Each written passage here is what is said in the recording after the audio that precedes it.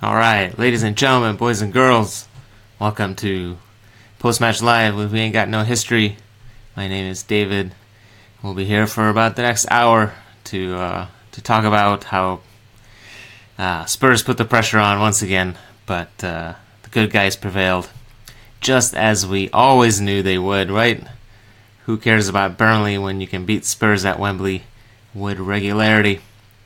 2-1 was the final score. Is everything working here? That's kind of weird.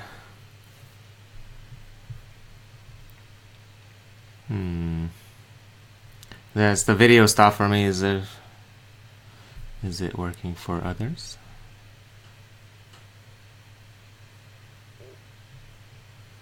Well, we'll see. All right. Maybe I'll just talk to myself. How about that? Anyway, 2-1. Chelsea, Marcus Alonso with the brace, the unexpected brace, really. Although perhaps the free kick was probably expected, since he tends to score all of those from exactly that spot.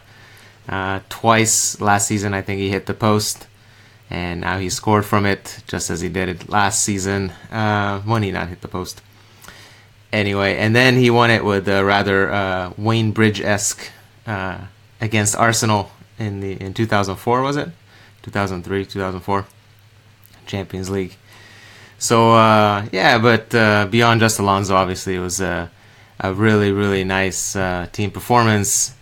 Further comparisons, hopefully with 05-06 put to rest with the commitment and the fight and the spirit and all that good stuff shown by the boys.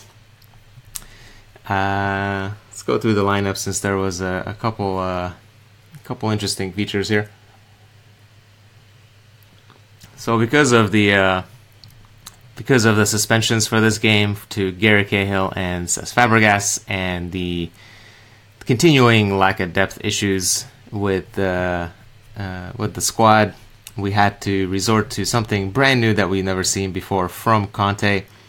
And as David Luiz revealed in his post-match interview, this is something that they worked on all week, but Conte kept under wraps very closely. He even told somebody in the pre-match press conference that he prefers David Luiz in defense.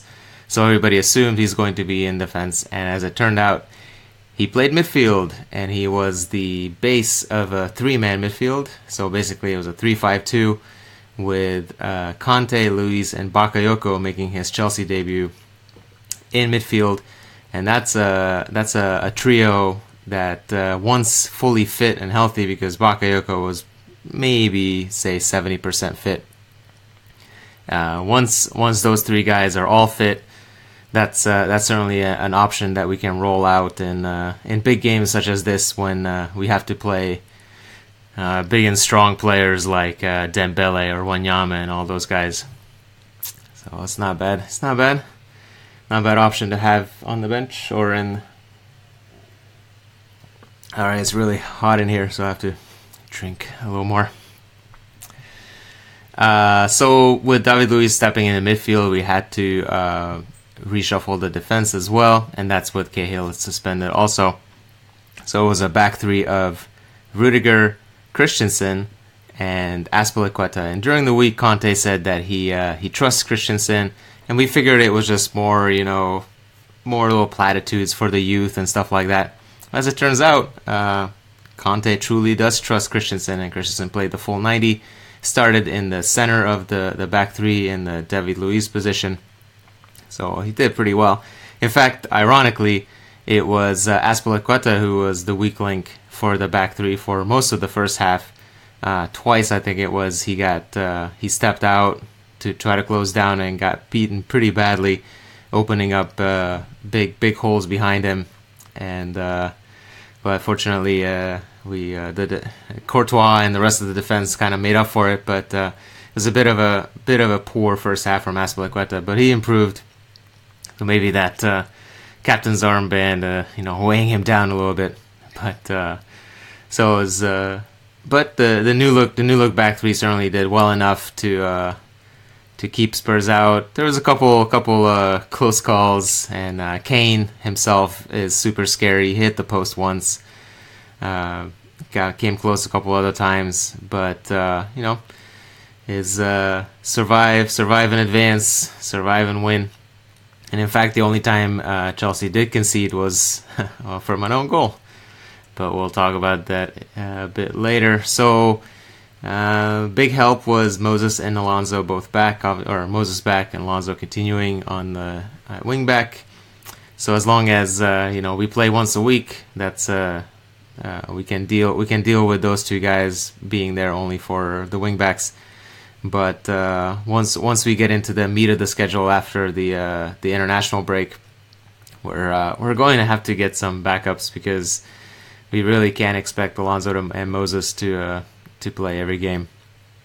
So back three, as we talked about, was Rudiger, Christensen, and Azpilicueta, wing backs of Moses and Alonso. And then ahead of them in the two attackers, so to say, were Willian and Alvaro Morata. And certainly Willian ran his little heart out as always, and had a couple good moments. It was a bit of a mixed performance from Morata, I felt. He was isolated for large stretches of the game, but then in the second half he really proved his worth in holding up the ball. There was that one big run, he went down on the left wing, and all those little plays helped relieve the pressure on the defense. On the negative side, he missed a very easy chance about 5 minutes in that he has to basically score that goal. I'm not sure if we could say something like Costa would have scored or even Batshuayi would have scored, but when you're 6 yards out all alone and the whole goal to aim at with your head, and you're supposedly pretty good at heading the ball, you can't miss that game or can't miss that goal. Fortunately, it didn't come back to bite us, but we needed that goal from Morata. He came close one more time. I think it was the second half. He got put through by Willian, and maybe if he scores that first goal, he's a bit more confident and takes that shot on with his left foot, which he should have done. Instead, he tried to work it back onto his right foot, and then the opportunity was gone. But and then, of course, the other thing that Morata needs to do is stop getting bullied, so to speak, by the defenders.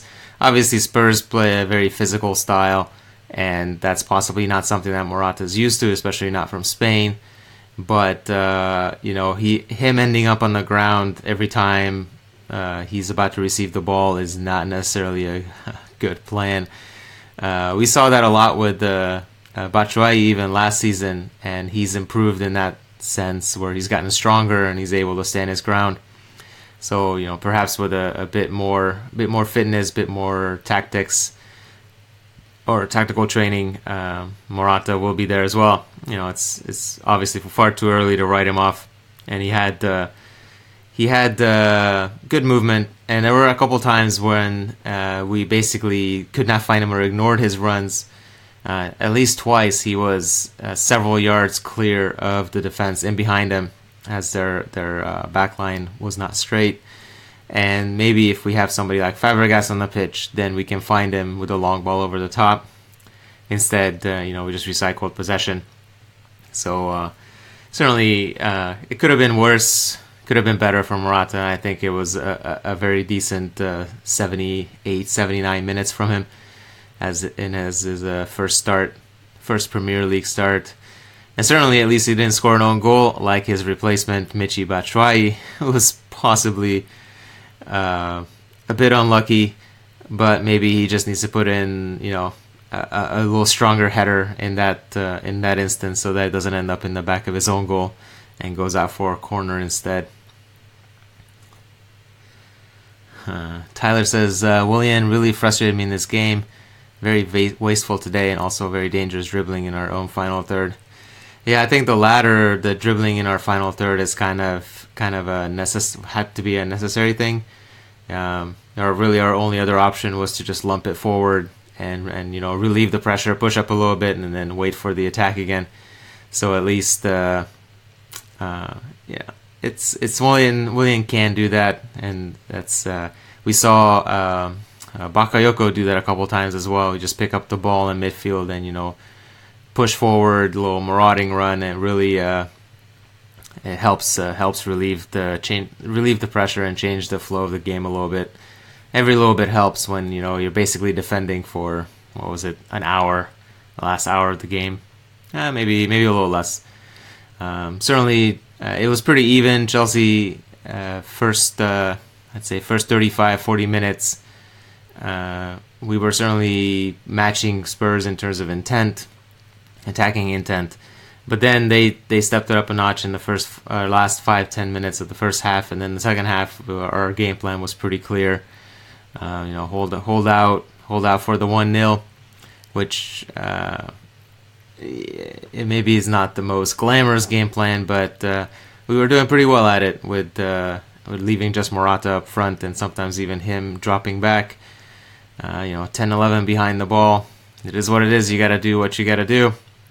And it was working pretty well until a cheap free kick was given away by Bakayoko. And people were blaming Bakayoko for that. But it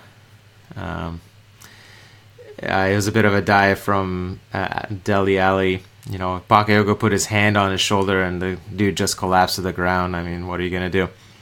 You could say that Bakayoko has to be smarter than that, but that was a pretty weak call by the referee, especially in light of things that he let go, such as the tackle from Eric Dyer, which was basically the same thing that Gareth Cahill got sent off last weekend. So Dyer gets a yellow for that. And then Vertonghen also possibly... I don't think there would have been too many complaints if he had been sent off for basically trying to destroy Victor Moses' knee. And instead he just gets a yellow for that too. So, in terms of those challenges, giving a free kick for that foul, quote-unquote foul, on Dele Alli by Bakayoko is a bit strong. But, it is what it is. Somebody's saying that Bakayoko did not make a single run forward in the game. I would say that's incorrect. There was at least 2 instances when he did that typical strong run through the middle. And, when he gets fit, that's going to be a great weapon for us to use next to Conte. Conte can do that as well, but there was a great run in the 87th minute, was it, towards the end, when he shrugged off Harry Kane. Little Conte shrugged off Harry Kane. That was pretty great. So look for that somewhere where you might find highlights. Never in doubt. Never in doubt. Well, there was an odd confidence about Chelsea this week, I think. Certainly, Conte said it was struck a much more positive demeanor this week in his press conferences and all his appearances. And maybe it's he's forcing it onto himself. He said so himself. He needs to be more positive, etc., etc. But there seemed to be a bit of confidence about Chelsea, even leading up to this game. So perhaps it's not that surprising. And we almost, even last weekend, we almost came back with 9 men. So it's no reason to fear another repeat of another failed title defense. Of course, we might just lose the next 10 games, so you never know. But I think we can have good confidence that, especially if we make a couple signings here in the next 11 days, 10 days left in August. We'll make a strong push in the league and have a good showing in Europe as well. Certainly positive performances from Bakayoko and Morata.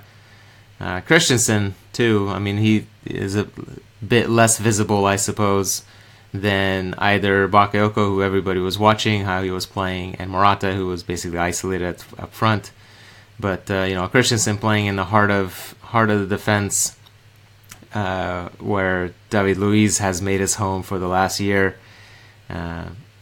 Didn't seem to affect the the boys too much.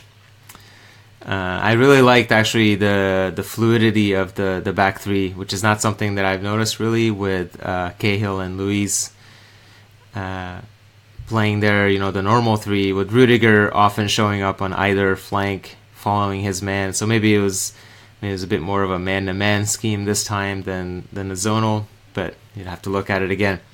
But definitely seemed like a very fluid back three, and with David Luiz dropping fairly often to help cover if Rudiger or whoever stepped out to the flank. So if they've only been practicing this for a week, which is what David Luiz was saying, it's not bad. It's pretty good progress for a different scheme, a slightly different scheme. Obviously a variation on the usual scheme, but looking pretty well, pretty good after just a week of work. Whether we'll see it again, I suppose, is the big question now. Fabregas will be back. Presumably, he goes back to being first choice off a bench, and then we go with Conte and Bakayoko in the midfield. But this 3-5-2 formation, especially after Hazard comes back, Hazard and Morata up front would be a pretty good combination. So it'll be interesting to see if we go back to the 3-4-3 after this one, or if we stick to this 3-5-2 variation. Where is Hazard? Hazard's still injured. Unfortunately, he was back in training this week, and he played in the this friendly game, behind closed doors friendly, that Chelsea arranged against QPR earlier this week.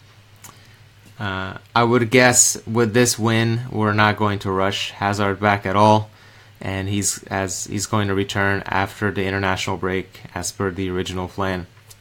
Maybe if we had lost today, we would have pushed him to come back against Everton.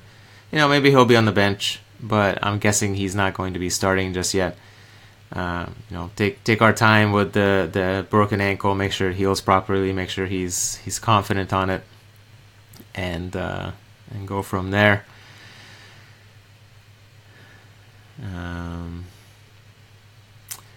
So after this game is Everton next weekend, and then we have a 2-week break. So that's 3 more weeks for Hazard to get up to speed. Same thing for Bakayoko as well. Although I would expect him to start again next weekend against Everton. So Hazard can't play in our next match. Well, I don't know if he can't, but I'm guessing he's just going to be on the bench. He's going to be maybe like Pedro today, where he came on for the 5 and 10 minutes, and go from there. Do we have a plan to sign a goalkeeper? Why would you need a goalkeeper? I don't quite understand that question.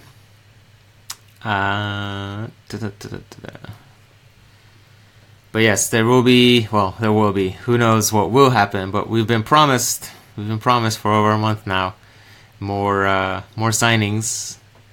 It used to be 3 or 4 promised signings. Now it's trending closer to the 3 part. I don't know if anybody's really getting closer. We're still talking with Leicester City for Drinkwater. Leicester don't want anything less than 40 million, but we don't want to pay more than 25. So that's a fairly wide gap there for Chelsea to make up. So we'll see if anything happens there. There's still rumors about Oxlade-Chamberlain, obviously. I don't know if that's going anywhere. Oxlade-Chamberlain's starting every game for Arsenal these days, so even though Wenger keeps talking about how their squad is too big and they need to shed some players, but they're also not willing to pay him. So I don't know, it's you can never tell with Arsenal what they're doing. But Oxlade-Chamberlain would be a pretty good signing, because he could be a backup at least 3 positions. With he could back up right wing back, left wing back, and central midfield if needed. I don't know if he's a massive upgrade on Moses, but he could certainly compete with him, and they could rotate, and we would probably not lose too much in terms of attacking intent or anything like that. So we need a midfield. That's right. We need a backup right wing back. We need a backup left wing back, and then maybe another striker. I don't know. I'm still pretty good with Batshuayi being our backup. I think he was more unlucky today than poor, but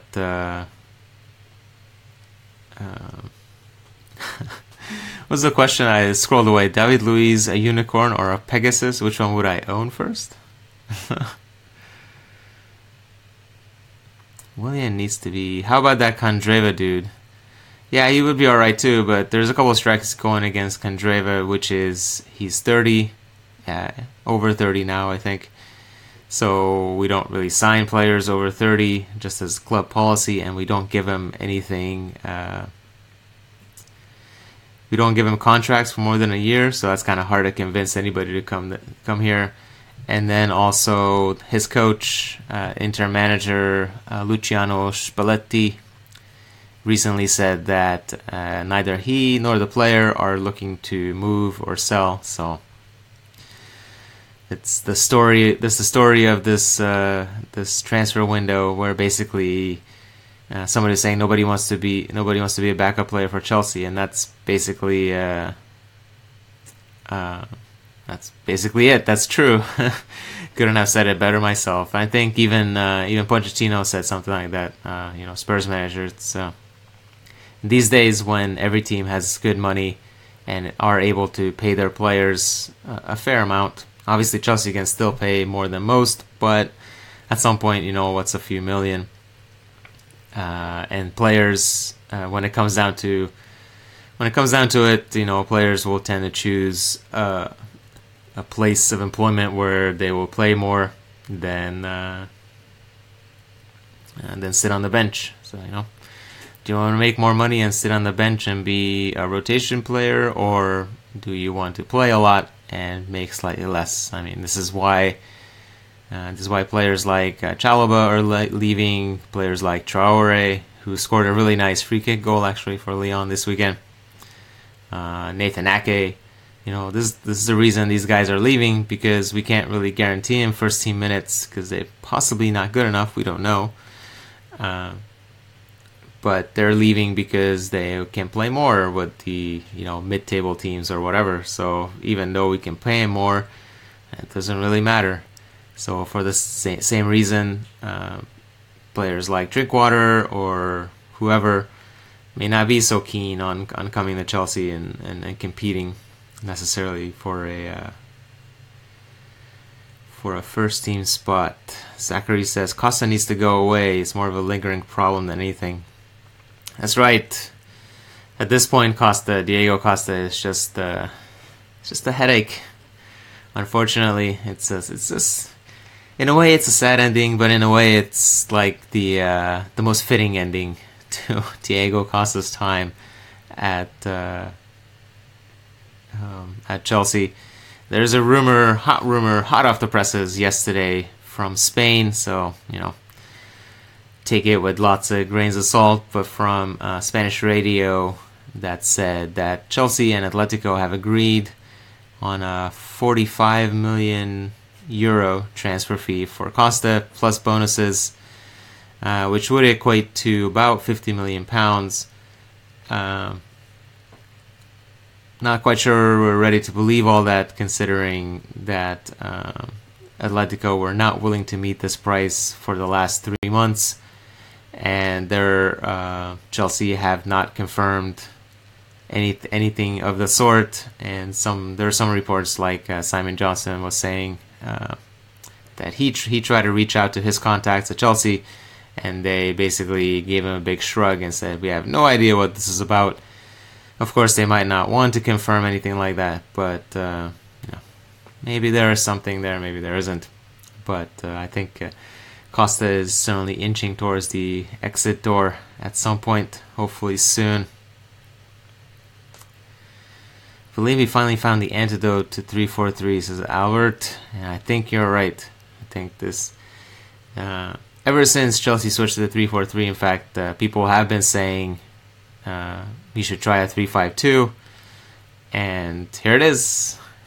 You know, we might have been forced into it, but it seems to be working pretty well. And certainly a three-man midfield is something we've seen a lot over the years at Chelsea. You know, Mourinho's 4-3-3 had a base of a three-man midfield that really worked. And we saw, you know, in the Ancelotti years, we had the three-man midfields of like Ballack, Lampard, and Essien. And, you know, it's certainly a good base to work from.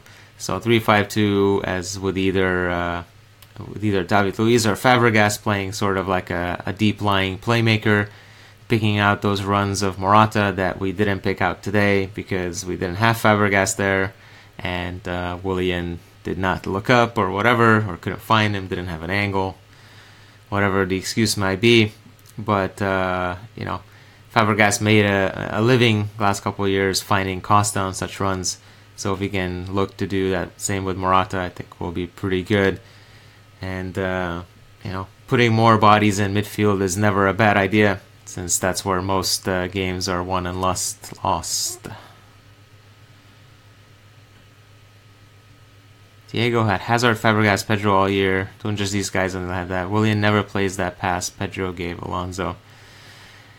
Yeah, it's always the pluses and minuses with Willian, right? You know, he'll dazzle you one moment and then frustrate you the other. But that's Willian for you. But certainly we need Hazard back to see how he starts gelling with Morata, and Pedro's runs are also key to being picked out. He cutting in off the wing and stuff like that. So it would be nice to have that as well. What do you make of Rudiger's performance? Asked Nishant. He looked more comfortable. Yes, I think a week of training also did Rudiger some wonders. And I think playing him on the left, it also helped him. When he came on or when he started last weekend, he played on the right side because Cahill was left side. David Luiz were in the middle, and so Rudiger played where Azpilicueta normally plays, and that's not the side he used to play at Roma or for Germany. So it's he definitely seemed more uncomfortable there than this week back in his usual position on the left. And with Cahill missing 2 more games, certainly Rudiger has a great chance to lock down that position and make it his own.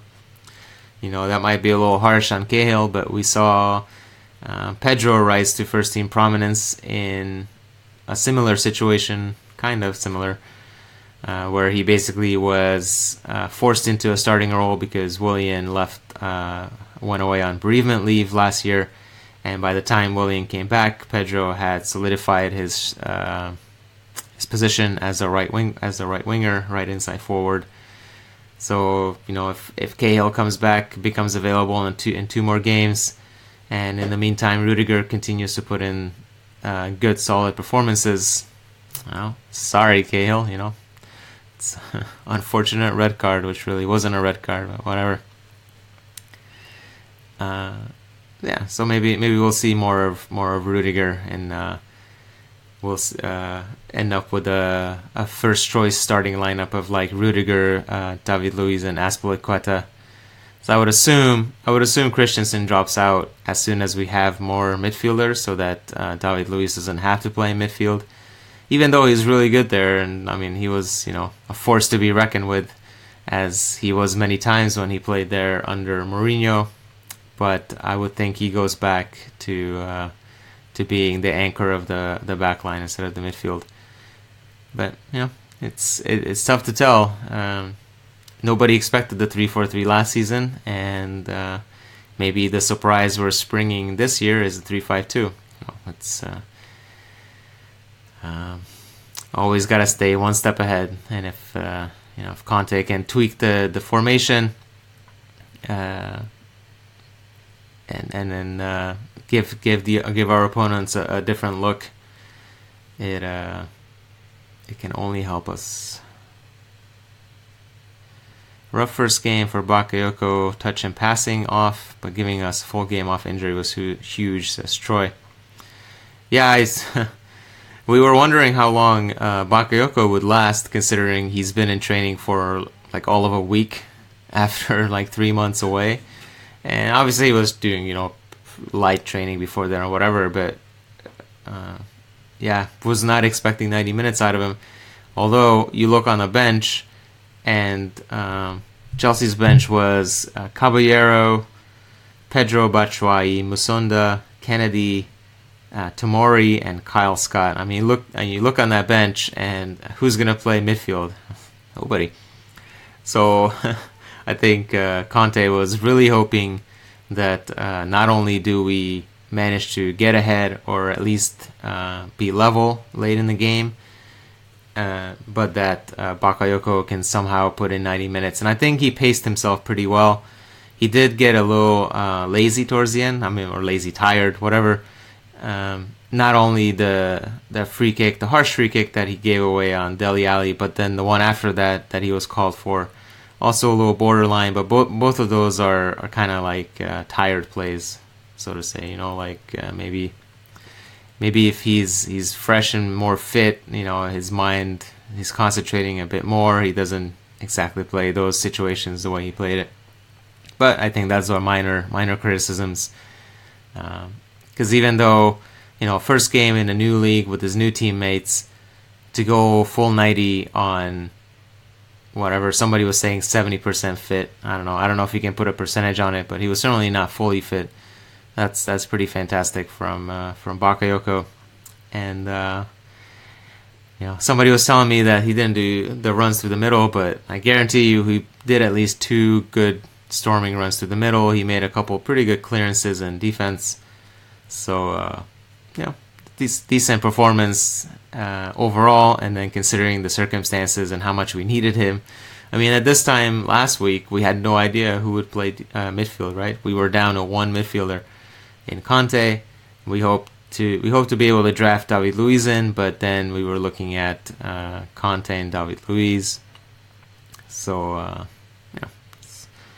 good start for Bakayoko. Maybe people will be a little less unhappy about the whole Matic situation.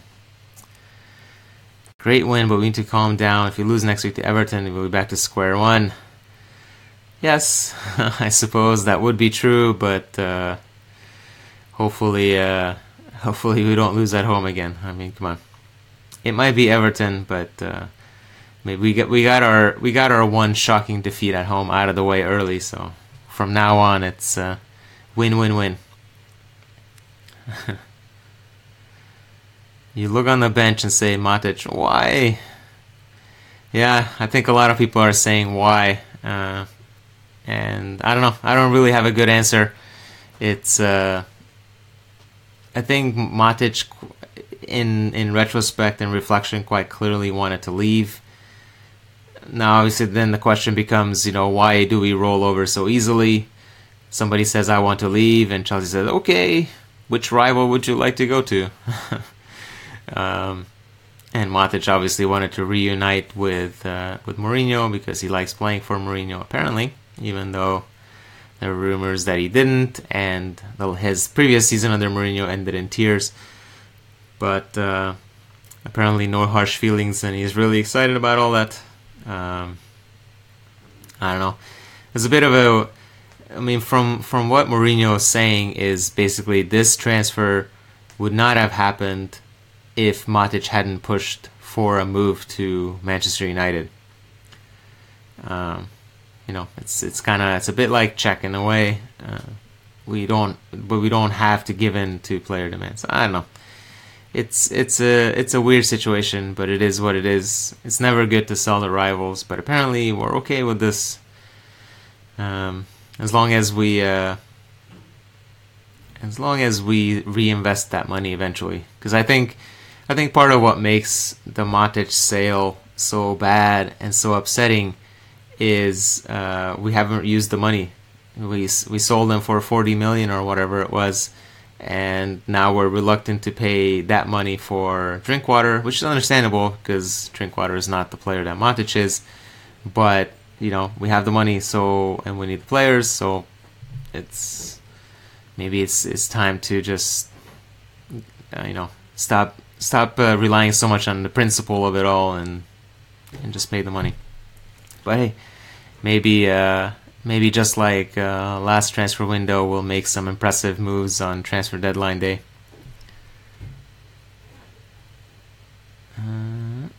Nishan says Conte was trying to get our team to push up in the second half. We've seen this quite frequently with Chelsea. The tendency to invite pressure against the big teams. Why do you think this is? We have difficulty holding on to the ball. Well, I think it's a natural reaction to players as well, and it's not just Chelsea. You see this happening when the other team is on the rise. And you're defending for a really long time. Eventually, you just keep dropping deeper and deeper, and it's a pretty natural phase. I mean, not phase the word I'm looking for, but it's a pretty natural occurrence. So you have to consciously continue stepping up, and that's why Conte was yelling at Chelsea when we did clear the ball. The key is you have to step up.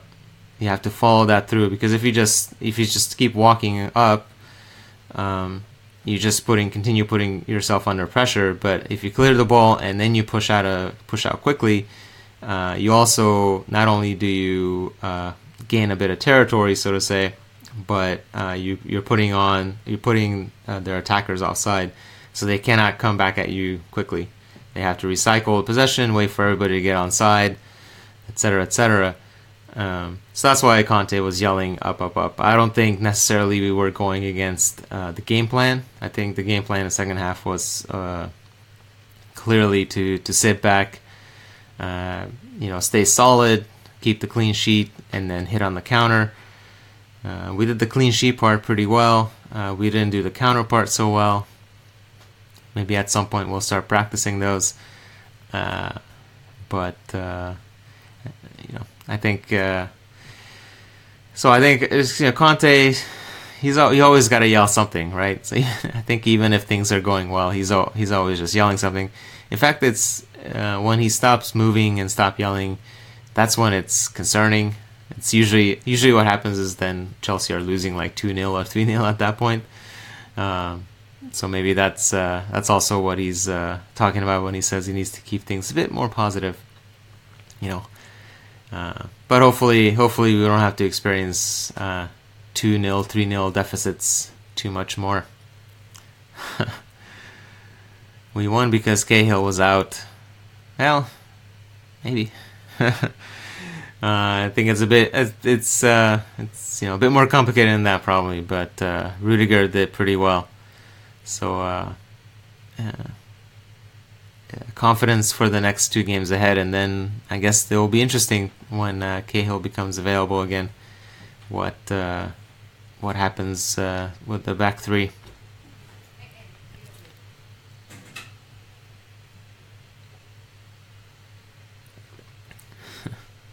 When is Hazard back? I think Hazard will be back after the international break, which is so in 3 weeks or so.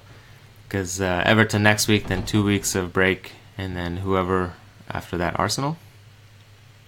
I don't know. I don't have the schedule memorized.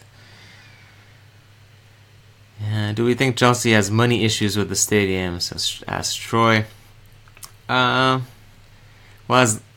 we come out to confirm that it's not the case, or until we make a few more signings, that's certainly going to be a good question to ask.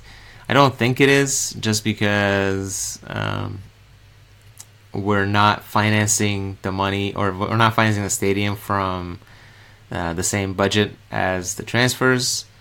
We're financing the stadium either from Abramovich's millions or from outside loans, more likely secured with whoever investor wants to put his money here. That's generally how construction projects go. There could be some financial, responsibility, or whatever the word you want to use, but in a way, spending Chelsea's spending has over the years slowly trended towards net breaking even on net spend. Net spend. I don't like saying net spend; it makes me feel like I'm an Arsenal TV. But overall, Chelsea make good money in player sales, and we try not to spend too much more on purchases to try to make the club self-sufficient and not reliant on Abramovich's millions. And that's been the plan for the last however many 15 years now. 14 years. So in that sense, we can't really expect Chelsea to ever again be the PSGs of this world, or the Manchester United of this world, who can go out and break transfer records and pay 222 million euros for a player, and then possibly pay another 250 for Mbappe or whatever, and still somehow not be in violation of financial fair play at some point in this fiscal year. So Chelsea have to go about their business a bit more responsibly, and maybe with a bigger stadium eventually we can release the purse strings a little bit. But that said, we certainly have, or should have, excess money in the bank at this point in the transfer budget. So as I was saying earlier, I think once we spend some of the money earned from Matic and all those guys, if we get a few million for Costa, it might be 50, which I think is rather hopeful. But once we start spending that money, I think a lot of these questions will be put to rest. That's assuming we eventually do spend this money. So what's the plan with the stadium now? Well, that is a good question. I haven't really heard too much in terms of updates. So the plan was approved in January by the council, and then in March, I think it was, by the mayor. So basically, the stadium has the green light to go ahead, but there are other smaller issues that need to be resolved. For example, the first step in construction will be to build some decking over the railroads. There's a rail line running behind the east stand between the stadium and the cemetery, and then there is the tube line to the northwest of the stadium that goes to Fulham Broadway. And the plan is to build decking over the railway to the east to expand the footprint of the site a little bit. And that will be like a walkway for for fans to get to the new east stand. And then they're also going to build decking over the tube to give direct access to the station, Fulham Broadway. Because right now you have to walk out to the main road, and that restricts the carrying capacity of the road and the exit capacity of the stadium itself. Which there's a certain amount of regulation. You have to be able to process a certain amount of people through different gates into the stadium. So they need that direct access, and basically none of those. The work for this decking is not yet been agreed by the railroad companies, because that's like a different situation. You have to negotiate with the railways, and so I don't exactly know when, how and when that's going to happen. But that should be the first step, and that step is supposed to start while Chelsea are still playing at Stamford Bridge. So that work is supposed to take a year, and then whatever year that takes, then in that summer, Chelsea move out. We have to figure out where we're moving to, probably Wembley, but it's not for sure. And then once Chelsea move out, then they demolish the stadium, they dig down, they lower the pitch, they rebuild the stadium, and then Chelsea move back. And that whole rebuild process is supposed to take 3 years, which is also pretty optimistic considering they have to build in the middle of London, which is like a logistical nightmare. So that's 3 years. And then, so if there's any delays, then you're looking at 4 years. So that work, the railway work, was supposed to begin this summer. And that obviously isn't happening at all.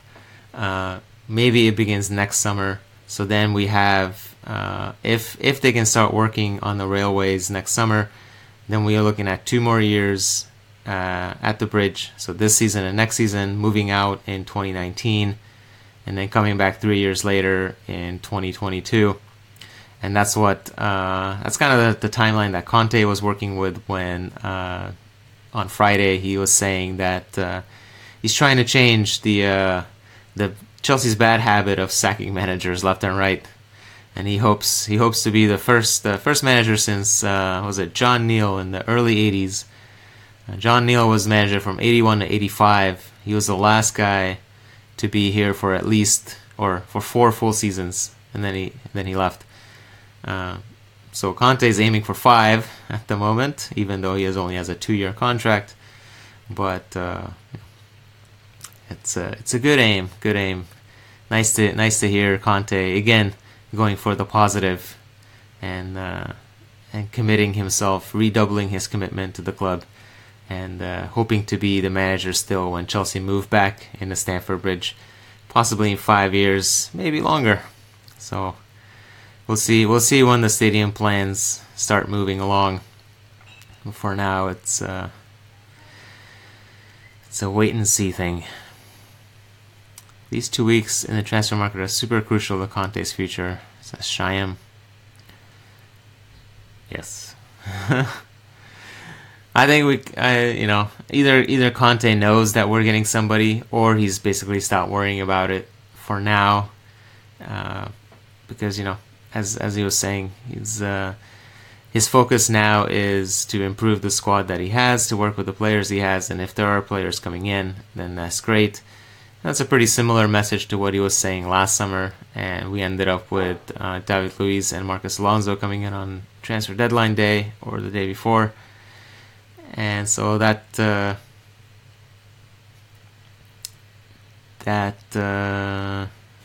worked out pretty well. You can't really expect to strike gold every year in such a manner. A couple of years ago, our transfer deadline day signings were Papi Djilobodji and Michael Hector. So certainly we know how well or how poorly transfer deadline days can go. That said, it's a bit of a systemic issue, this whole transfer deadline, waiting for the final weeks of the transfer window to get business done. It's a bit of an issue in football and transfer windows. So it's partly why it's nice to hear that starting next season, assuming it's approved, I think they're voting on it on September 7th, we might be seeing a change in the transfer window where it's going to close now before the start of the season, which makes a lot more sense than closing at the end of August. 3 weeks into the season is never easy. Nobody really wants to do business, disrupt their own team at that time. Where is Djilobodji? Asks Corncrit. I believe he's still at Sunderland. I don't think he's playing. He might have been injured at some point, but he went down with Sunderland to the Championship last season. I believe he's still there. They did pay some outrageous amount of money for him. Like, Chelsea actually made a profit on Djilobodji thanks to his 1 minute of match action in that one League Cup game where he was amazing for 1 minute. Drinkwater, Ox, and Rose or Tierney, and we have done very well. Yeah, that would be pretty nice. Some of it depends on price, on how well we will, in the final evaluation. Drinkwater at 40 is not exactly something that strikes me as good business, but it might be a necessary business. I think the Ox is worth the 35 million or whatever the price that's floated for him. With his wages, he supposedly wants 150k a week, which is not cheap. That's that's Diego Costa level. But it's desperate times call for desperate measures. Shyam says Ox is worth more than 35. How much is he worth to you? As far as Danny Rose, I don't think Danny Rose is happening. That's a pipe dream. Although supposedly we're going to test them, test the Spurs resolve with 50 million bid here this weekend. The story was that we're going to submit a 50 million bid to Spurs for Danny Rose after today's game. So maybe we already have. So that's not. I don't think that's happening. Alexandro has recently finally made his decision to not come to Chelsea and stay with stay with Juventus. So thanks for that, Alexandro. Cancelo, I think he's about to be sold or traded to Inter. So I don't think that's happening. Ryan Bertrand, I think that's. I don't think Southampton is selling anybody this summer, and that would be just wasting our time, just like with Virgil van Dijk or Cedric, not the entertainer. What happened to that guy from Porto, Alex Tejas? I don't know. People keep bringing up his name, but I've actually yet to see us linked with him in the transfer market. Which, that's like a really easy story to even just to make up. And since nobody's doing that, I don't know. I don't think that's a realistic option at this moment. Not that he's not good enough or, anything to do with his quality. It's just simply that story is not there. It's not happening. So unless we're somehow keeping this a super secret, I think Alex Tejas is not an option at the moment. Yeah. Danny Rose and Ox would be the dreams, as Shyam, and certainly those would be dreamy signings, both homegrown as well. But yeah, it's strange that we have no interest for Goretzka and Toljan, who play in the Bundesliga and are cheaper options. Yeah, I am surprised that actually not more Premier League teams are linked with either of those two players. Could be a bargain. Of course, if we are looking for homegrown players, then unfortunately neither Goretzka or Toljan or Krakowiak, who's apparently we tried to get him. The story with Krakowiak, as I say his Polish name in a very American way. The story was that we supposedly were after him and we were negotiating with PSG for him, and then PSG said, hang on, we gotta go sign Neymar, and we said, alright, that's enough of us, can't waste our time with this nonsense, so we stopped. Which is kind of strange, because if Krakowiak is for sale, he certainly could do the job as a fourth midfielder. But yeah, so the problem with him, just like with Goretzka and Toljan, is that he's not homegrown. And I think we have we have such a depleted squad that we certainly have a couple non-homegrown spots to use. But ideally would go for a homegrown option. Is there anyone good in Hungary? Asks Villar. And the answer to that is a resounding no. There was one good player in Hungary in the last couple of years, and that was Mo Besic, who was bought by Everton last summer. And then, or 2 summers ago, was it?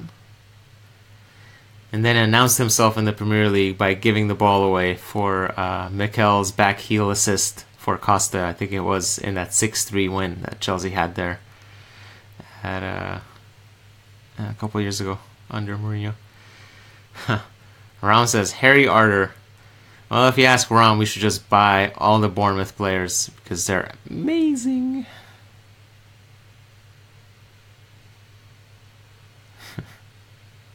Wembley wins our back, says John. Yes, certainly a good feeling. Certainly a good feeling to be back on the winning track at our second home, our home away from home, our future home. Once we have to move out of Stamford Bridge to get it rebuilt. So after back-to-back losses to Arsenal, it's a bit of Spurs therapy for us to get back on the winning track under the arch or the towers or whatever arch nowadays. Zuomaka asks, why is this name? We ain't got no history. Well, it's our founder, the Graham, who's moved on, retired from blogging, and is now just a Twitter presence. He chose it as a play on the chant against Chelsea, mostly by Liverpool fans who love their history, that we have no history, which is of course incorrect, as we know. But it's just a funny take on that. On that note, considering we're approaching about an hour here, and everybody's pretty happy with Chelsea back on the right track here. Oh, Rodrigo says, Spurs had like 60,000. Do you think we play at Wembley? We're going to have constantly full capacity at 90,000. Yeah, I think Spurs got a bit of a poor hand from the local council, I think it was, where they it was basically Brent Council's decision to not sell the last 20,000, because I think they could have easily sold out, especially this game. I mean, they sold out. Their next game is against like Burnley, I think, and they sold out the stadium at 90,000 against Burnley. So I think it would have been pretty easy to sell out the game against Chelsea. But for some reason, the last 20,000 tickets were on general sale instead of through Spurs. And so the council was afraid that Chelsea fans would snap up a lot of those 20,000 and thus, get mixed in with the Spurs fans. And yeah, we could see how that could go poorly, considering there were reports of coins being thrown already, even with the two teams or two set fan bases separated. So I think today's capacity 70,000 was a bit of a one-off. They need to figure out how to do ticketing at 90,000 for Wembley to get a proper amount of fans. That said, they could have divided the 20,000 so that they sell a few more to Chelsea and then sell the majority of the 20K to Spurs. I don't know. It's growing pains, I'd say. I put it down to growing pains for a new stadium. I'm fairly confident that Chelsea could sell out 90,000 for most games. Possibly not, League Cup third round against some team from League 3, but Premier League, certainly we could sell out 90,000 most of the time. So I'm not too concerned about that. But that's a consideration for the future, since it's not exactly settled yet that we're playing at Wembley, if and when we do have to move out.